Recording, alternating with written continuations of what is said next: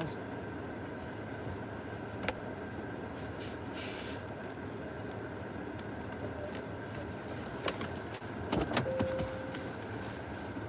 Can you hear me? Huh?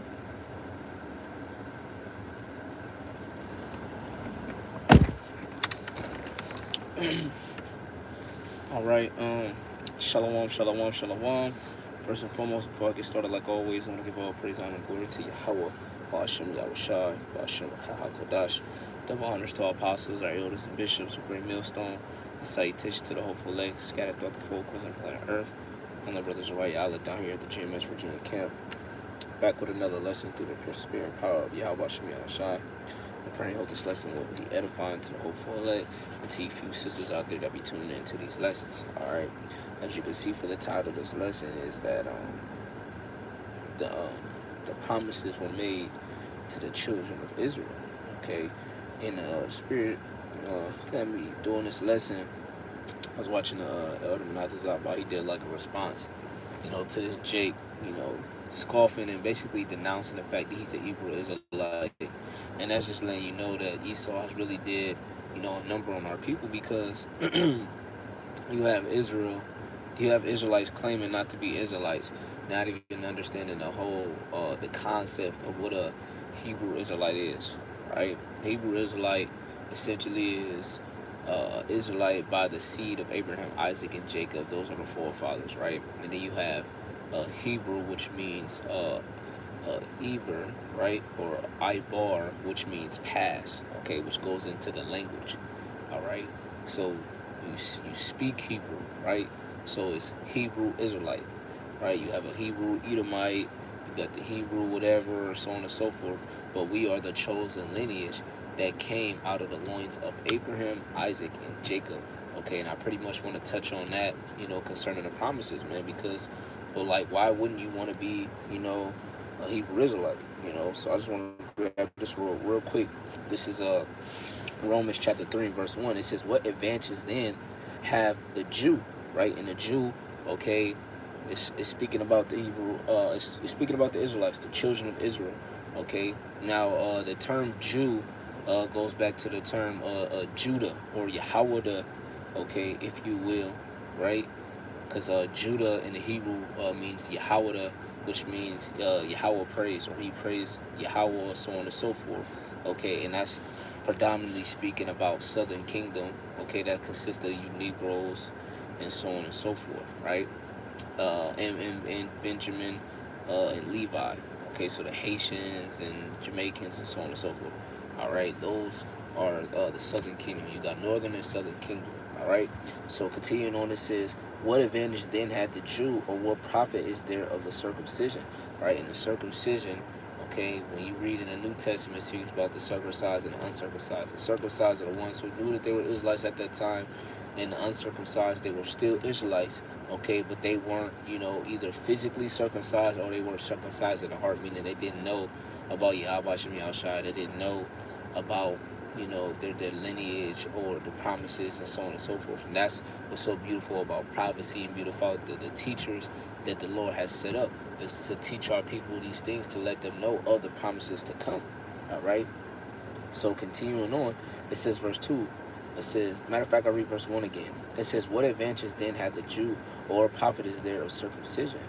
Much every way, chiefly because that unto them were committed the oracles of Yahweh Bashem Yahushai. Okay, what are the oracles? The law, statutes, and commandments. Okay, the things that are making us separate from the other nations, the things that made us, different from every other nation under heaven. Okay, these are the things that made us clean. These are the things that made us closest to our power. Okay, the Lord chose us to keep these law, statutes, commandments. Okay, we have to conduct ourselves within the law, statutes, commandments, and essentially now, okay, in the love of Yahweh Shem Yahushua. And what is love? The keeping of the commandments, right? So it says, verse 3, for what if some did not believe, right? Believe what? Don't believe the prophecies, don't believe the scriptures, don't believe in the names of Yahweh Shem Yahushua, and don't believe that they're Israelite, okay? You're going to have that, and that's so beautiful about prophecy, because it's literally telling us right here, okay, so what is some to believe? What then, right? It says, shall their unbelief make the faith of the Most High without effect?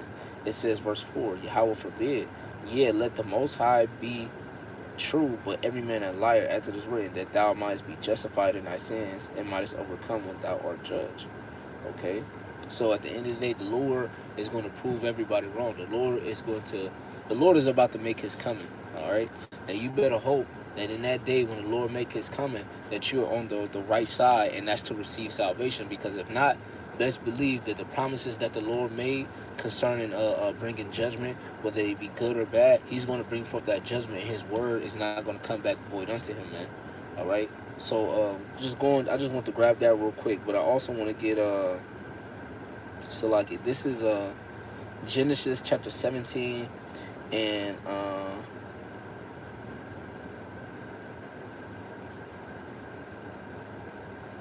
me see.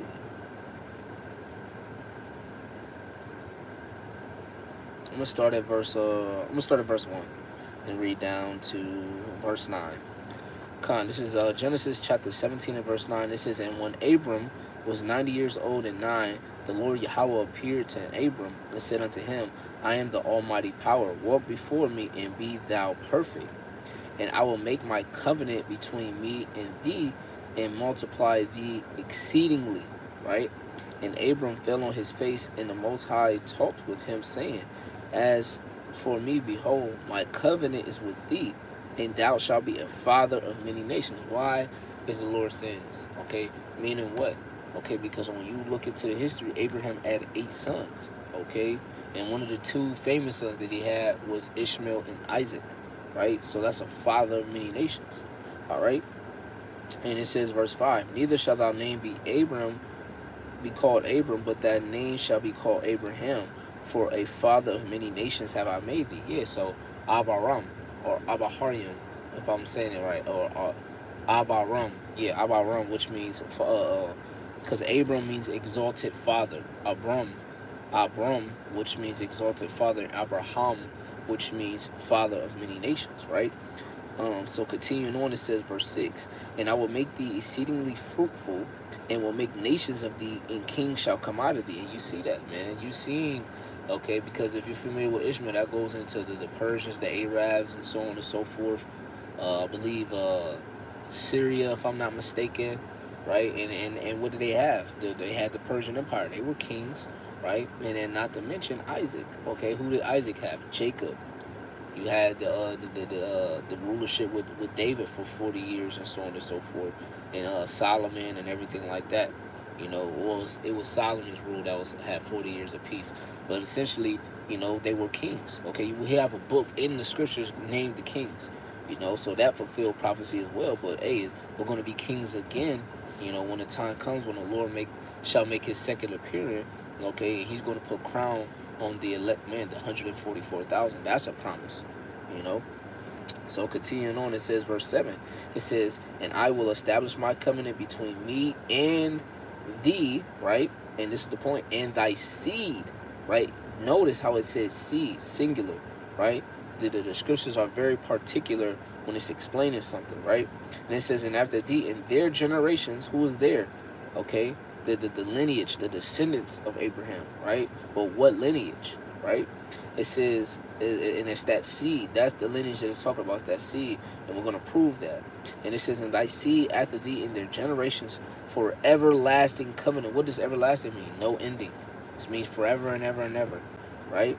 To be a God unto thee and thy seed after thee, right? And it says, verse 8, and I will give unto thee and to thy seed after thee the land wherein thou art a stranger, all the land of Canaan for an everlasting possession, and I will be their power. What's the land of Canaan? That's the land of Israel, right? That's the land of Israel. And it says, verse 9, and the Most High said unto Abraham, thou shalt keep my covenant, therefore, thou and thy seed after thee in their generations. Now let's go to what that seed is and who that seed is. Let's go to the book of Galatians, right? Book of Galatians, chapter 3, and let me see.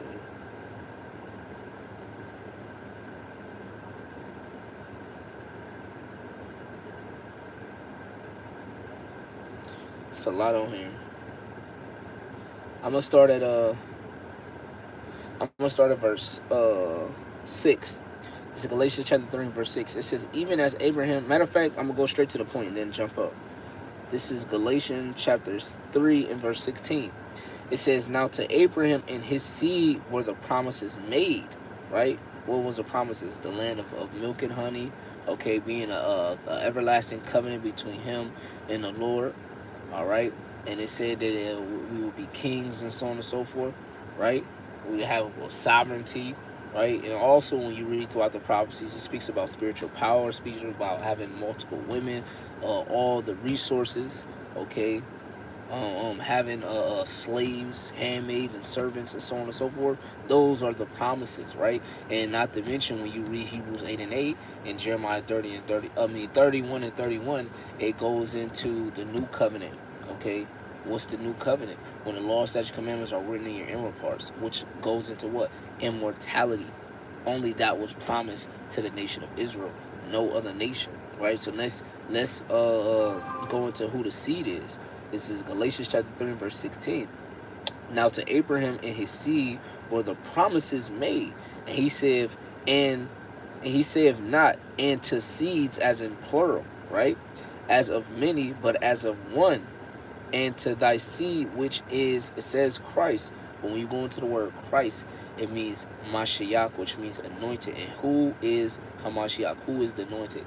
Yahweh Shai, right? And if you can receive it, Isaac, right? Because Yahweh Shai wasn't, born during the time when Abraham was on the scene. Yahweh Shai didn't come until around AD. Okay, so what does this mean? It's going into reincarnation. All right, if you can receive it, Isaac was Yahweh Shai incarnation. All right, and Isaac came back as Yahweh Shai, if you will. But before that, it was Solomon. All right, so if you can receive it, this seed who is talking about Yahweh Shai, who at that time was Isaac, right? And it says, verse 17, in this I say that the covenant that was confirmed before the Most High in the anointed, the law which was 430 years after, cannot disannul, that it should make the promise of none effect, right? So this is letting you know that the promises and everything concerning things that transpired out of Egypt, the slavery, the bondage, and so on and so forth. Hey, the promises was already made prior to everything that happened out of that. And the Lord is going to keep his promise, right? It says, verse 18, for if the inheritance be of the law, it is no more of promise, but the Most High gave it to Abraham by promise. So that's letting you know that, hey, when we receive the law, statutes, commandments via Moses on the stones, the tablet, and so on and so forth, keeping the Passover, keeping the high holy days, all right, and we broke that covenant, okay, it doesn't mean that that we're no longer going to receive the promises. No, because the Lord didn't give us the promises based off the law. The Lord gave us the promises based off the friendship that he had with Abraham, okay. And that's why it says, when you go back up, it says Galatians chapter 3 in verse, I'm going to start at verse 4. It says, have ye suffered so many things in vain? And if it be yet in vain, he therefore that ministereth to you the Spirit and worketh miracles among you, do he it by the works of the law or by the hearing of faith? It says, even as Abraham believed the Most High, and it was accounted to him for righteousness, right? So Abraham believed, okay, and the simple fact that he believed, how did he act? Okay, he moved off of his actions of faith. When the Lord told him, get thee from thy kindred, he moved off of faith, okay? And then he did what was commanded of the Lord. It wasn't about the law, because even Abraham wasn't circumcised. It wasn't until he was 90-something years old until he got circumcised, and then that covenant was established. But it wasn't because of the law. It was because of the promises, and because the Lord chose Abraham, okay? So that same promises apply to his seed, right? And the seed after that, which it was passed down to Isaac and Jacob, okay, and the nation of Israel, right? So when you continue on, and it says, even as Abraham believed the Most High, it was accounted to him for righteousness. Know ye therefore that they which are of faith, the same are the children of Abraham, right? Those are the ones of the faith, are the ones of the nation of Israel, because only the Israelites are going to have faith in their power, because only the Lord is going to give faith to the Israelites, right? Faith is a gift, right? So it says verse 8, in the scripture, foreseeing that the Most High will justify the heathen through faith, preached before the gospel unto Abraham, saying, in thee shall all nations be blessed, right? And so then they which be of faith are blessed with faithful Abraham. It says, for as many as of the works of the law are under the curse, for it is written, curses everyone that continue not in all things which are written in the book of the law to do them. And who was these laws given to? The Israelites, right? So this is applying to the nation of Israel.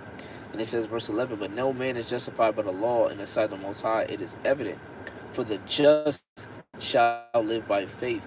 And the law is not of faith, but the man that doeth them shall live in them. Right. So if you have faith, you're going to keep the law to the best of your ability. Simple as that. Verse 13, Hamashiach had redeemed us from the curse of the law. Right. Meaning, what's the curse of the law? Meaning that it's the Lord essentially put away the penalty of the sin. Okay. So when you go back to Deuteronomy, the 28th chapter, it said if we didn't keep all these laws and so on and so forth, we're going to suffer under the curses and everything. That was the penalty. So the Lord freed us from the penalty, and that's why we are standing here today in the grace period. Okay, we're not being put to death right away because, you know, we ate shrimp or we didn't keep the Sabbath and so on and so forth. All right. Hey, the Lord wants you to keep your faith and do what you can to the best of your abilities. So when the time comes of the second appearance, if you've been doing what you should have been doing, then the Lord will pardon your sins. Okay. So it says, continuing on, Hamashiach have redeemed us from the curse of the law, being made a curse for us. For there is written, curses everyone that hangeth on a tree. It says that the blessing of Abraham might come on the Gentiles through Yahushua Hamashiach. Who are the Gentiles? The Israelites. Okay, that were called Gentiles, that were called foreigners, Romans, okay, Corinthians, and so on and so forth, whatever land that they were scattered in at that time, right? Galatians. It says that we might receive the promise of the Spirit through faith. It says, brethren, I speak after the manner of man, though it be a man's covenant, yet it be confirmed, no man disannulleth or addeth to. So you can't just add heathens or any other nation unto a covenant that was only promised or given to Abraham and his seed. Simple as that. And to go into that, it says, verse 16, now to Abraham and his seed were the promises made. He saith not into seeds as of many, but as of one, into thy seed, which is Hamashiach. Right? So that cuts everything that vocab, these Christians, or whatever they try to do. And to back that up, you know, the one-hitter quitter, this is Romans. The book of Romans, the book of Romans, chapter 9, you know where I'm going, in verse 1. It says, I say the truth in Hamashiach, I lie not. My conscience also bearing me witness in the Holy Spirit, that I have great heaviness and continual sorrow in my heart. For I could wish that myself were accursed from Hamashiach, my brethren, right? Listen to this. This is Apostle Paul speaking to the Israelites that are in Rome. The Gentiles, right? My brethren, who's Apostle Paul's brethren? It says, my kinsmen, according to the flesh, right? To the flesh, meaning that you had to be descendants of Abraham, Isaac, and Jacob. You had to come from that lineage, okay? From that seed line, all right? Whether in your prospective tribe, whether you was a Benjamite, a Gadite, a Judite, okay, a Levite, right, a Manassite, all right, a Reubenite, whatever it is, if you come from that lineage, hey, you're of the brethren, kinsmen, according to the flesh, right? And it says, verse 4, who's the kinsman according to the flesh? Who's the brethren? It says, verse 4, who are Israelites? Okay, so that's a cut right there. The Israelites. Who are the promises made to? The seed of Abraham, Isaac, and Jacob. If you know the history, you know that the lineage of Abraham, Isaac, and Jacob are Israelites, the sons of God. It says, who are Israelites, to whom pertaineth the adoption. What does adoption mean? It means to be brought back, which goes into redeem. How can you be brought back for something you were never a part of? It doesn't make sense. And that cuts the whole grafting situation, because when you graft a tree, okay, and you graft this branch back on, it has to be of that same tree. You cannot grass an oak tree with a pine tree. It does not work. It does not fit. It's the same thing pertaining to these other nations. That's why Apostle Paul used that example, okay, because it does not work. There's no mixing with the seed, All right.